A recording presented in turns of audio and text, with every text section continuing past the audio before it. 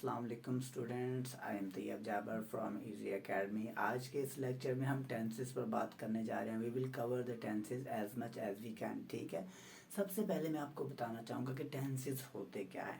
Tenses कहते हैं time, study of time को। अब हमें पता है कि टाइम ऐसा जिसमें कोई इंसान कुछ अमल कर रहा हो या करेगा या कर चुका है। ठीक है, ये तीन तरह की चीज़ें होती हैं। फॉर एग्जांपल इसमें यह है कि इंसान का माजी यानी वो बचपन में कैसा था, ठीक है, और जैसे ही वो बड़ा होता गया और ठीक है, और अब उसकी क्या पोजीशन है, यानी कि वो अब हाल में वो कैसा है, मौजूदा हाल में वो कैसा है, ठीक है, और आने वाले कल में वो कैसा हो सकता है या कैसा होगा। ठीक है, तो इस तरह के जो टाइम सर्कल हैं, ठीक है, उनको हमने स्टडी करना होता है। हमने उनको कैटेगराइज किया होता है प्रेजेंट, पास्ट और फ्यूचर में। किसमें स्टडी किया जाता है? टेंसेस क्या है जी? टेंसेस होते हैं टाइम, ठीक है, और ये तीन तरह का टाइम है। कौन कौन सा टाइम है? प्रेजेंट, ये तीन तरह का टाइम है जिसको ये वो फ्रेम है जिसको हम स्टडी करते हैं। यानी प्रेजेंट को हम स्टडी करते हैं, मौजूदा वक्त में जो हो रहा होता है, ठीक है, पास्ट, ठीक है, और देन फ्यूचर। अच्छा, ये तो हो गए तीन टाइम जिसको हमने डिस्कस करना है, ठीक है, यानी जिसको हमने डिस्कस करना है। अब मसला ये है कि ये जो तीनों टाइम है, जो वर्क है, वर्क पर क्या असर है, यानी वर्क इन पर कैसे असरअंदाज होता है। काम जो है ना, कोई भी काम, वर्क इन पर कैसे असरअंदाज होता है। मतलब ये कि ये जो वर्क है, टाइम एंड वर्क का, टाइम, ये जो टाइम और ये जो वर्क है, इसका रिलेशन बहुत ज़्यादा ही लॉजिकल है। ठीक है, इस लॉजिक को अगर आप समझ जाते हैं ना, ठीक है, इस लॉजिक को अगर आप समझ जाते हैं तो टेंसेस तो काम ही कुछ नहीं है। अभी हम ग्रामर की बात नहीं करें, अभी हम किसकी बात नहीं कर रहे हैं? ग्रामर की बात नहीं करें। अभी हम सिर्फ टाइम की बात कर रहे हैं। हमारा फोकस सिर्फ और सिर्फ किस चीज़ पर है? टाइम पर है जी। हमें टेंसेस कहते हैं टाइम को, और टाइम कितनी तरह का होता है? तीन तरह का होता है। एक प्रेजेंट यानी जो हाल में होता है, ठीक है, इसमें हाल, और दूसरा पास जो कि माजी, ठीक है, और नंबर 3 पर क्या है? मुस्तकबिल, आने वाला। ठीक है जी, आने वाला, आने वाला जो हमें अभी नहीं पता, यानी जो हम करेंगे। ये जो हमने कर लिया, सॉरी, ये जो हम कर रहे हैं, ठीक है, मौजूदा वक्त में है, ठीक है, और ये जो हम कर चुके हैं, यानी मैं कभी बच्चा था, ठीक है, अब मैं जवान हूँ, ठीक है, और मुमकिन है कि मैं बूढ़ा भी हो जाऊंगा। क्या हो जाऊंगा?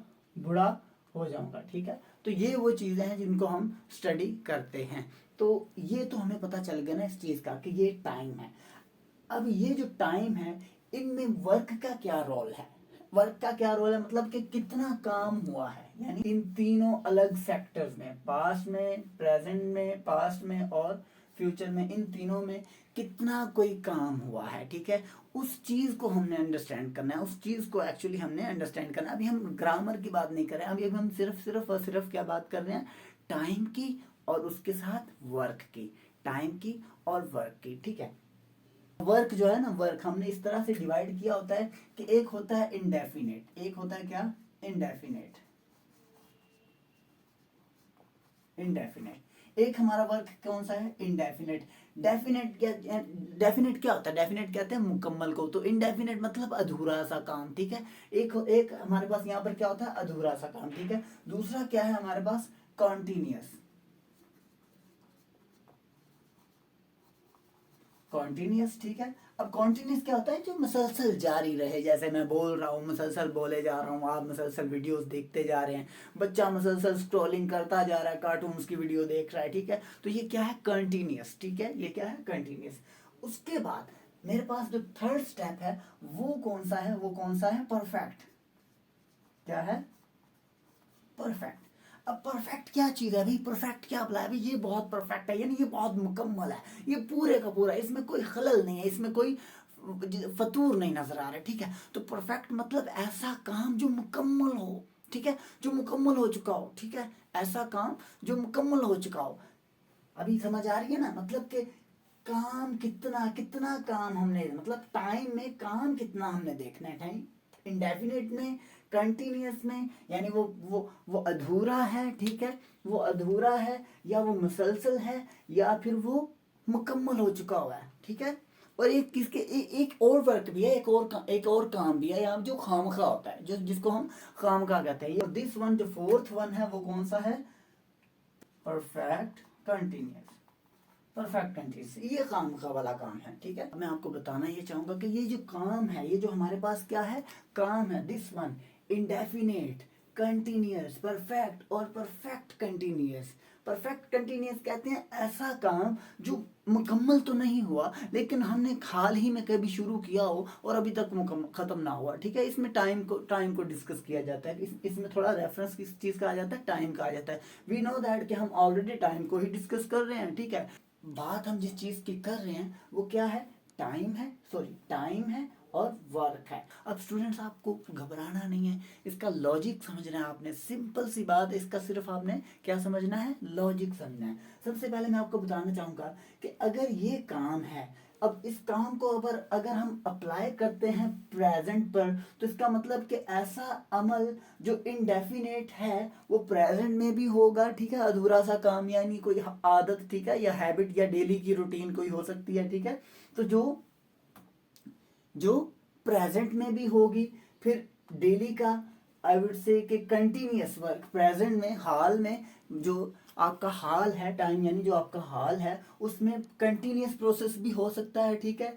एज इट इज परफेक्ट, हाल में परफेक्ट प्रोसेस भी हो सकता है और परफेक्ट कंटिन्यूस भी हो सकता है, ठीक है। इसी तरह यही सारे पास्ट में भी हो सकते हैं, यानी पास्ट की भी, माजी की भी कोई रूटीन हो सकती है, ठीक है। माजी का भी कोई डेली का जो एक्शन, जो माजी में मैं को भी ये भी किया करता था, मैं फुटबॉल बहुत खेलता था, ठीक है। तो इस तरह के जो क्वेश्चंस होते हैं, आई वुड से कि इस तरह के जो जुमले होते हैं उनको हम क्या कहते हैं, इंडेफिनेट के, पास्ट इंडेफिनेट के। तो वो पास्ट इंडेफिनेट का टाइम भी हो सकता है, ठीक है। पास्ट कंटिन्यूस की मतलब पास्ट प्रोग्रेसिव, जिसे कंटिन्यूस माजी में जारी रहा हो, ठीक है, मैं ये कर रहा था, ठीक है। इसी तरह परफेक्ट, ठीक है, और perfect, then perfect continuous. Again future में अगर हम बात करें, फ्यूचर मतलब आने वाला वक्त, तो आने वाले वक्त की भी तो आदत हो सकती है ना, आने वाले वक्त की भी तो आदत हो सकती है, आने वाला वक्त भी तो हम काउंट कर सकते हैं ना, ठीक है ना। इसी तरह आने वाले वक्त में भी कंटिन्यूस प्रोसेस हो सकता है ना, ठीक है। इसी तरह आने वाले वक्त में भी परफेक्ट का काम हो सकता है ना, मुकम्मल काम आने वाले वक्त में भी हो सकता है ना। इसी तरह प्रेजेंट परफेक्ट कंटिन्यूस जो है वो फ्यूचर परफेक्ट कंटिन्यूस भी आने वाले वक्त में हो सकता है। तो ये वो सारे चीज़ें हैं जो इन सब में है। यहाँ तक तो अभी तक तो हमने ग्रामर को स्टार्ट नहीं किया, अभी तक सिर्फ हम लॉजिक समझ रहे हैं कि टाइम होता है हमारे पास। अभी तक हम क्या समझ रहे हैं, सिर्फ और सिर्फ लॉजिक समझ रहे हैं। हमारे पास एक टाइम है, टाइम का हमारे पास टेंसेस एंड टेंसेस कहते हैं टाइम को, और टाइम के 3 फ्रेम है, प्रेजेंट का है, पास्ट का है और फ्यूचर का है, ठीक है। इसके अलावा हमारे पास एक वर्क है, वर्कशीट है, जिसमें इंडेफिनेट वर्क होता है, कंटिन्यूस वर्क होता है, परफेक्ट वर्क होता है और परफेक्ट कंटिन्यूस वर्क होता है। ये चारों ये जो चारों अलग अलग टाइप्स हैं काम की, ये चारों अलग अलग टाइप्स है काम की, यानी कितना काम हुआ है, अधूरा काम है या मुसलसल जारी है, या मुकम्मल हो चुका हुआ है, या हाल ही में शुरू हुआ है लेकिन अभी तक खत्म नहीं हुआ है, ठीक है। तो वो कौन सा है आपका, जिसमें ड्यूरेशन, टाइम की ड्यूरेशन बताई जा रही होती है, ठीक है, परफेक्ट कंटिन्यूस। तो ये वो टाइप्स हैं, ये वो क्या है, ये वो टाइप्स ऑफ वर्क हैं जो अप्लाई होती हैं इन डिफरेंट टाइम फ्रेम में। जी स्टूडेंट्स, अभी तक तो हमने सिर्फ और सिर्फ जो टेंसेस हैं उनके लॉजिक को समझा है, लाइक जो वर्क है और जो टाइम है उनका लॉजिक कैसा है, यानी वर्क कितना हुआ है किस टाइम में, ठीक है। टाइम में वर्क कितना हुआ है, अब टाइम प्रेजेंट हो, पास्ट हो या फ्यूचर हो, ठीक है, उसमें कितना टाइम हुआ है, और वो टाइम की जो स्ट्रेंथ है वो हमने काउंट कर ली हुई है कि इंडेफिनेट होता है टाइम, ठीक है, कंटिन्यूस होता है, परफेक्ट होता है और परफेक्ट कंटिन्यूस होता है। 4 कैटेगरीज हैं जो टाइम के डिफरेंट फ्रेम में हमें नजर आएंगी, हमें कैसे पता चलेगा कि कोई भी टाइम है, ठीक है, कोई भी सेंटेंस है उसमें कौन सा टाइम है, कौन सा टाइम रन हो रहा है। तो उस चीज़ को समझने के लिए हमें कुछ ज़रूरत होती है सपोर्टिंग वर्ड्स की, जिनको हेल्पिंग वर्ब भी कहते हैं हम, ठीक है। उन हेल्पिंग वर्ब की बेस पर हमें पता चलता है कि आया ये जो स्टेटमेंट है ये इस टाइम से है और ये स्टेटमेंट है इस टाइम से, और उसी हेल्पिंग वर्ब से ही हमें अंदाज़ा होता है कि काम कितना हुआ है। उसी हेल्पिंग वर्ब से ही, और उसमें यूज़ होने वाला जो मेन वर्ब होता है वह बैकबोन ऑफ द सेंटेंस, उससे हमें पता चलता है कि किसी भी सेंटेंस में काम कितना हुआ है और ये कौन से टाइम की बात हो रही है। किसी भी स्टेटमेंट में काम कितना हुआ है और कौन से टाइम की बात की जा रही है। प्रेजेंट का टाइम है आपके पास, और इस प्रेजेंट को डिफाइन जो चीज़ करती है वो क्या है, डू डज है, इज आर एम है और हैज़ एंड हैव है। डू डज है, इज आर एम है और हैज़ एंड हैव है। इसकी मिसाल मैं इस तरह से दूंगा। फॉर एग्जाम्पल, हमारे पास जो है जब जब भी कोई डेली रूटीन की बात होती है, कौन सी बात होती है, डेली रूटीन की बात होती है, तो ये आपने ध्यान में रखना है, इस चीज़ को आपने ध्यान में रखना है। जब भी डेली रूटीन की बात होती होगी तो आपने हेल्पिंग वर्ब जो यूज़ करना है वो कौन सा है, do and does. Do and does, ठीक है। अब वो बात नेगेटिव भी हो सकती है और वो पॉजिटिव भी हो सकती है। फॉर एग्जांपल, मैं ये काम नहीं करता, मैं ये काम करता हूँ, मैं ये काम नहीं करता हूँ, मैं ये काम करता हूँ, मैं ये खाना खाता हूँ, मैं ये खाना खाता हूँ, मैं ये नहीं खाता, मैं ये नहीं खाता, मैं आजकल ये खाता हूँ, मैं आजकल ये नहीं खाता, ठीक है। मैं आजकल ये खाता हूँ, मैं आजकल ये नहीं खाता। अली ये खाता है, अली ये नहीं खाता। अली को ये पसंद है, अली को ये पसंद नहीं है। अली का आजकल मूड ऑफ है तो उसको ये चीज़ें पसंद हैं, उसको ये चीज़ें पसंद नहीं, ठीक है। तो इस तरह इस सूरत में जो चीज़ें हम जब हम हेल्पिंग वर्ब यूज़ करेंगे तो हम कौन सा यूज़ करेंगे, डू एंड डज का। उसका भी हमें ख्याल रखना। अभी तक हम प्रॉपरली जो है डाइव नहीं कर रहे हैं इन चीज़ों में, अभी हम सिर्फ लॉजिक समझ रहे हैं, ठीक है। लॉजिक समझ रहे हैं, हमें we need to understand the logic, ठीक है। नेक्स्ट क्या है, जब हम बात करेंगे कंटिन्यूस की, तो कंटिन्यूस में क्या होता है, इज आर एम, ठीक है। देन अगर हम बात करते हैं परफेक्ट की, तो परफेक्ट का जो टाइम होता है ना, परफेक्ट का टाइम, तो उसमें जो हम सपोर्टिंग वर्ड यूज करते हैं दैट विल हेल्प अस कि भाई ये टाइम कौन सा है, इसमें कौन सी सिचुएशन है। तो उस चीज़ को अंडरस्टैंड करने के लिए हमारे पास क्या होता है, has and have. Has and have. Again अगर हमारे पास प्रेजेंट परफेक्ट कंटिन्यूस, तो उसमें हमें क्या करना होता है, उसमें हमें has, has been and have been use करना होता है। उसमें हमें क्या यूज करना होता है, has been and have been, ठीक है।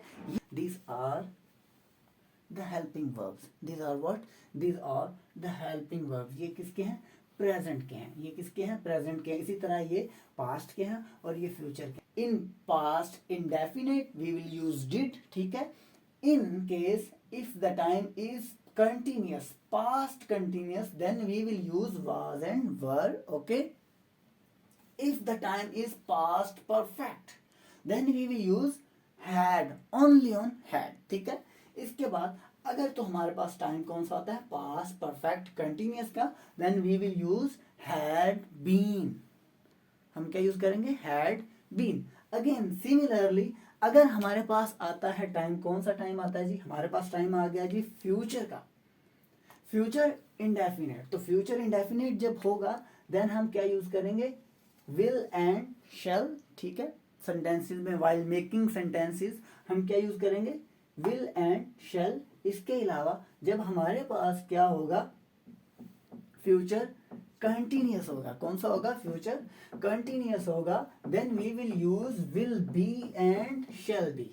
Then we will use will be and shall be. ये कब होगा, जब हमारे पास सेंटेंस कौन सा होगा, हमारे पास सेंटेंस फ्यूचर पोजीशन सिचुएशन हमारे पास कौन सी होगी, फ्यूचर कंटिन्यूस की। देन हम यूज क्या करेंगे, will be and shall B. इसके अलावा जब हमारे पास फ्यूचर परफेक्ट होगा, यानी फ्यूचर में आने वाले कल में कोई बात मुकम्मल हो चुकी होगी, यानी तब तक ये काम हो चुका होगा, ठीक है। इस तरह का कोई जुमला आ जाता है, मोस्टली ऐसा हमारे मतलब प्लानिंग के करते हुए हैं, तब तक हम ये काम कर चुके होंगे जब हमारे पापा आएंगे। इस तरह की बातें अक्सर बच्चे भी कर रहे होते हैं, ठीक है। तो मतलब माएँ भी मोस्टली कर रही होती हैं कि मेरे जब मियाँ आएंगे तो मैं ये काम कर चुकी होंगी, ठीक है। तो इस तरह की बातें जो होती हैं उनको हम क्या कहते हैं, फ्यूचर परफेक्ट। क्या कहते हैं, फ्यूचर परफेक्ट।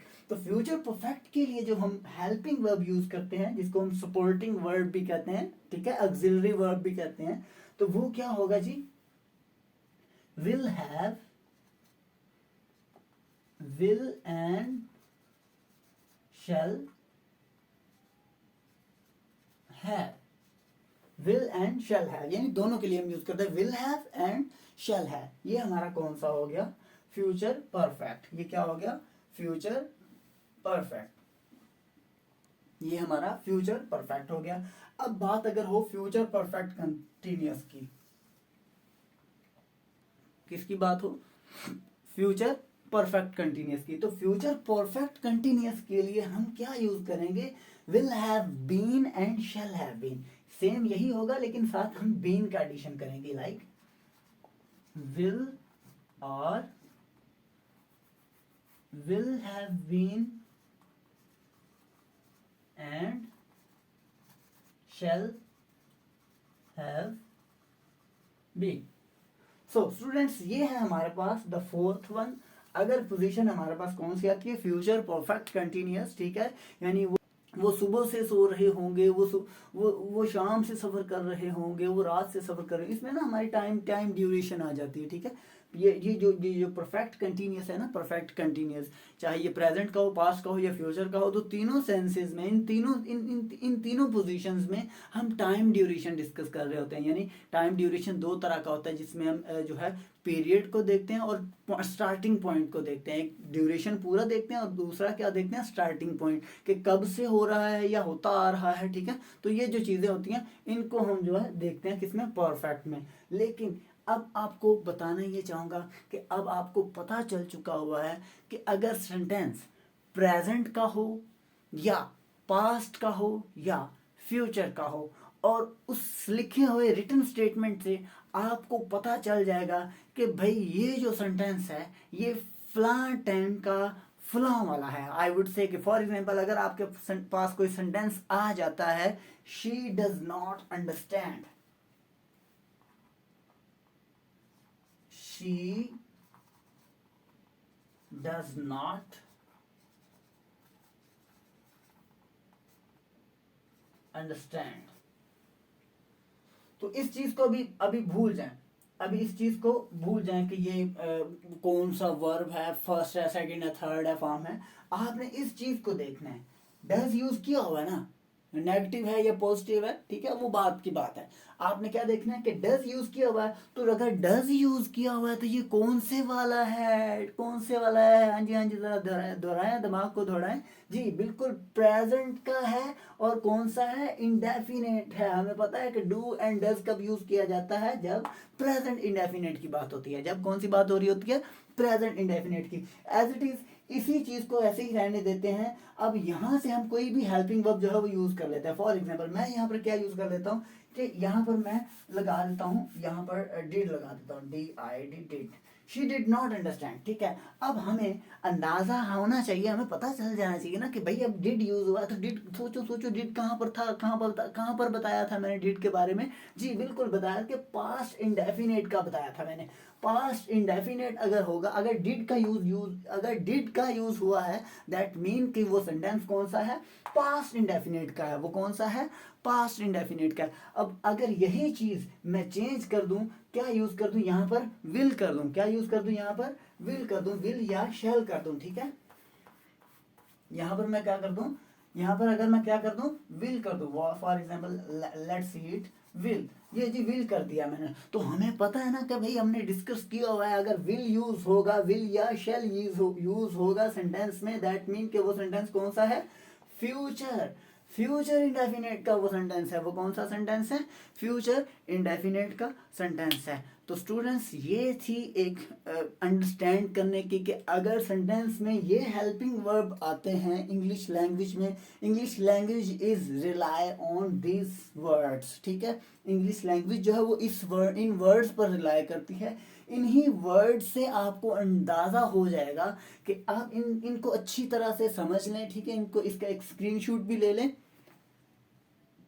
जी, ले लिया आप लोगों ने स्क्रीनशॉट। आपको अंदाजा हो जाएगा कि अगर ये वाले सेंटेंसेस, अगर ये वाले वर्ड्स, सॉरी, ये वर्ड्स अगर किसी सेंटेंस में यूज होते हैं, किसी सेंटेंस में यूज होते हैं, तो आपको अंदाजा हो सकता है, मतलब आप अंदाजा लगा सकते हैं कि भाई ये इस टाइम का है, ये इस टाइम का। अभी इस चीज की फिक्र मत करें कि भाई ये हैज बीन, हैव बीन है, first form, third form, second form कब यूज करनी है, उस चीज को भी भूल जाएं।